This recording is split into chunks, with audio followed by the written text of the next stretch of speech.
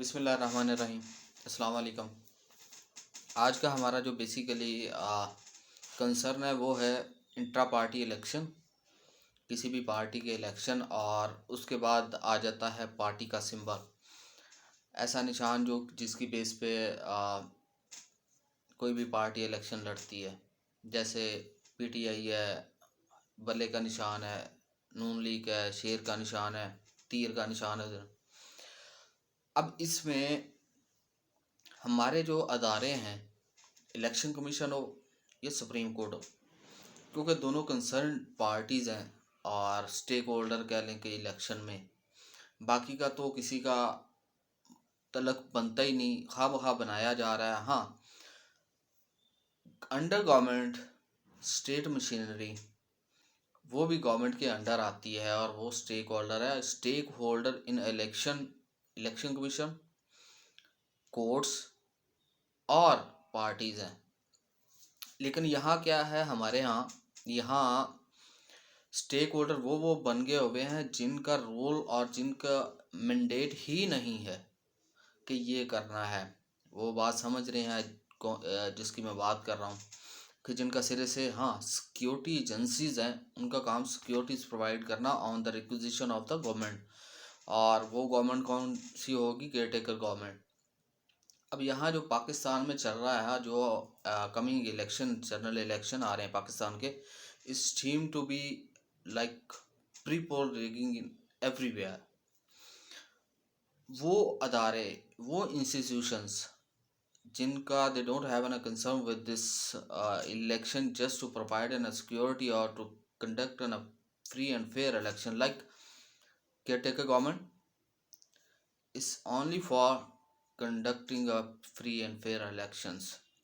किसी का इन्फ्लुएंस ना हो, बट क्या हो रहा है वो सबको पता है कि ये केयर टेकर जो गवर्नमेंट्स हैं इन एवरी प्रोविंस सेंट्रल, कि वो क्या कर रही हैं। वो तो अपने आप को स्टेक होल्डर समझे बैठी है और जिनके लिए बैठी हैं वो सब ना। And the second thing, security agencies in simple words, establishment also consider to be a stake holder, जो अपने आप को समझे हुए हैं, बट वो उनका काम नहीं है। वो तो सिक्योरिटी अंडर द इंस्ट्रक्शन और रिक्विजिशन ऑफ द गवर्नमेंट उन्होंने देनी है, ठीक है। अब आ जाता है ये, अपार्ट फ्रॉम दिस टॉपिक, मैं असल में जिसकी बात करना चाह रहा हूँ, एक इलेक्शन कमीशन स्टेक होल्डर है, जस्ट टू स्टेक होल्डर जिसका काम सिर्फ इलेक्शन करवाना है। किसी पार्टीज़ को ओस्टेड करना, इलेक्शन से बाहर करना, इसका कोई काम नहीं है।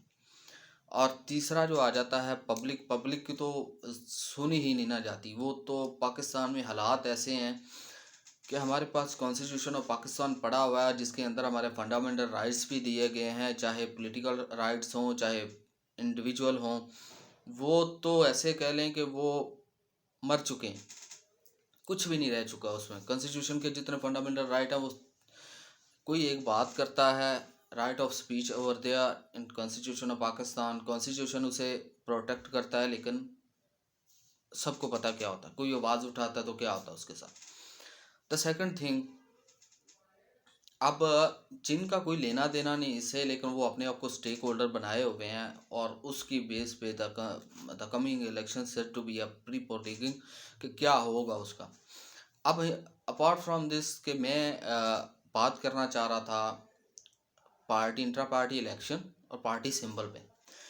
इंट्रा पार्टी इलेक्शन, जो इलेक्शन एक्ट सन 2017 के तहत सेक्शन 208 है, उसमें उनकी पूरा 8 और 9 और 10, इसमें एक प्रॉपर तरीका बताया गया कि किस तरह इलेक्शन होंगे और इंट्रा पार्टी इलेक्शन क्या, उसके बाद क्या होगा। कि इंट्रा पार्टी इलेक्शन एक इलेक्शन और दूसरे के दरमियान 5 साल का इंटरवेन नहीं होगा, ज़्यादा होगा नहीं, डिले नहीं होगा, नंबर 1। और होगा क्या, according to the constitution of political party, इसमें लॉ कहीं भी इम्प्लीकेट नहीं करता। ये प्योरली इंटरनल मैटर है और पॉलिटिकल पार्टीज़ का।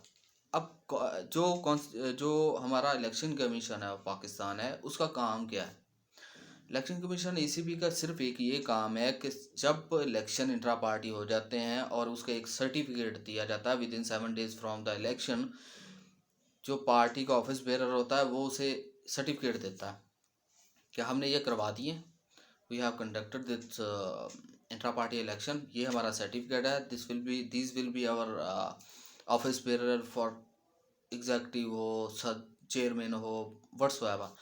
तो उसका सिर्फ और सिर्फ एक काम है कि वो जब सर्टिफिकेट आता है तो उसको वो चैलेंज नहीं कर सकता, even he can't put any question about that कि ये सही हुए हैं, गलत हुए हैं, व्हाट्सएवर। हाँ, internal grievance is something else कि उन पे इंटरनल क्या होता है, लेकिन वो क्वेश्चन नहीं उठा सकता। यहाँ तो हमारे यहाँ जो चीफ इलेक्शन कमीशन है और जो हमारा इलेक्शन कमीशन ऑफ पाकिस्तान है, प्रॉपर एक पार्टी बना हुआ है एक पार्टी के खिलाफ। I am not talking about कि किस कौन सी पार्टी कैसे, सबको पता है। अब उसका सिर्फ एक ये काम होता है कि जब उससे 208 के अंदर इलेक्शन हो गया और दो सॉरी 209 के अंदर उसे सर्टिफिकेट आ गया, तो उसने सिर्फ वेबसाइट पे पब्लिश करना, इसके अलावा वो कुछ नहीं कर सकता। हाँ, इंटरनल उनके मैटर बाकी हैं वो अपार्ट फ्रॉम दिस वन। लेकिन यहाँ हमने क्या देखा है पिछले दिनों, लाकानूनियत की और जो लॉलेसनेस है हद हुई पड़ी है। हर इदारा क्या किया जा रहा है, अभी हम सुप्रीम कोर्ट की बात करेंगे, जो इंटरनल जो what's going on in supreme court, वो तो हम किसी नेक्स्ट टॉपिक पे बात करेंगे, लेकिन हम ये बात कर रहे हैं लॉ की। 208, 209, 210 अब आ जाता है उसका सिंबल का 200 जो उसका एलोकेशन और सिंबल का होता है 218। मैंने इसीलिए इलेक्शन एक्ट पास रखा हुआ है 218।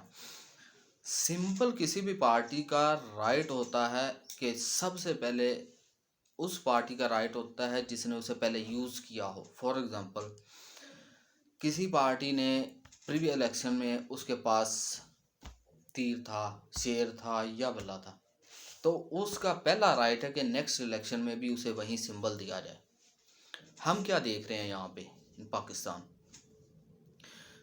एक ख़ास पार्टी, एक मखसूस पार्टी के एक निशान को और उस पार्टी को इंतकाम का निशाना बनाने के लिए, I am not talking it's के ये सही है गलत है, इट्स नॉट माई टॉपिक, मैं सिर्फ एक लॉ की बात कर रहा हूँ कि उसको बनाने के लिए उसके निशान को किस तरह कभी चैलेंज किया जाता है, कभी विड्रॉ किया जाता है, कभी ऑर्डर दिया जाता है।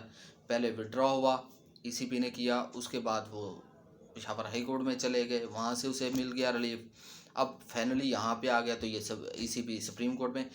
अब यहाँ ईसीपी का कंसर्न क्या है, ईसीपी का कंसर्न क्या है? They don't have an right to put this question before the courts. इसका कोई लेना देना ही नहीं है इस सिंबल से। उसे काम ये है, ये उन्होंने लिखा हुआ, political party shall have the right to claim the allocation of the same symbol as allocated to it in any previous election.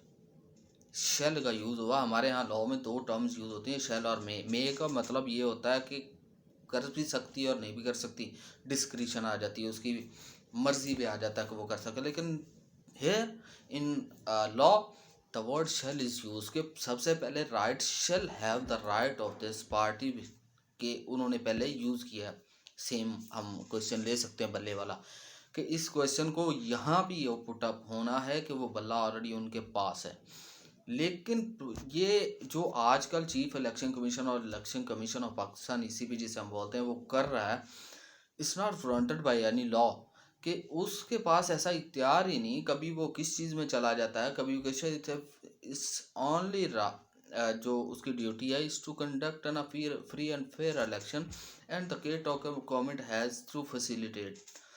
अब यहाँ क्या हो रहा है, केयर टेकर गवर्नमेंट आल्सो एक पार्टी बनी हुई है एक पार्टी के खिलाफ, number one. Number two, ECP already एक अपने ग्रज लेके और उसे पार्टी बनी हुई है और उसमें उम्मीद ही नहीं है कि वो एक फेयर एंड फ्री इलेक्शन करवा सके।